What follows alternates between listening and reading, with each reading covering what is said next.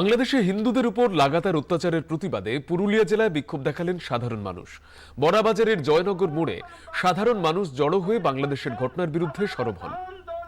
যদি একমাত্র আমরা যদি একতা হতে পারি, তাদের সবাইকে আমার হয়তো অনেকেই আমার থেকে অনেকেই বেশি জানেন। ভারত মাতা কি জয়, ভারত মাতা কি জয়।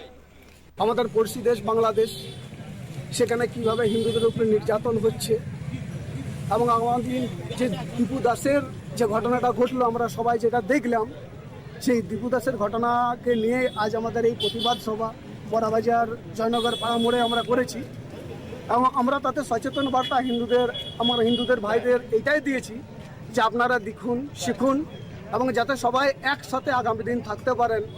তাহলে কিন্তু বিপদ আমাদের সামনে কোনোদিন আসতে পারবে না। আর যদি আমরা আলাদা আলাদা থাকি তাহলে বিপদ কিন্তু আমাদেরও হবে। তাতে এই সচেতন করারই বার্তা আজ কিন্তু আমরা দিলাম।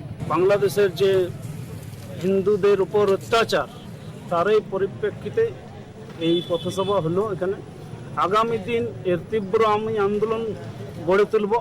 বাংলাদেশে যেভাবে হিন্দুদের উপর অত্যাচার চলছে এবং সেই বাংলাদেশে যে ঘটনাটা ঘটছে সেটা আমাদের, যেহেতু আমরা পাশে পশ্চিমবাংলায়, সেটা তার অনুকরণ হচ্ছে।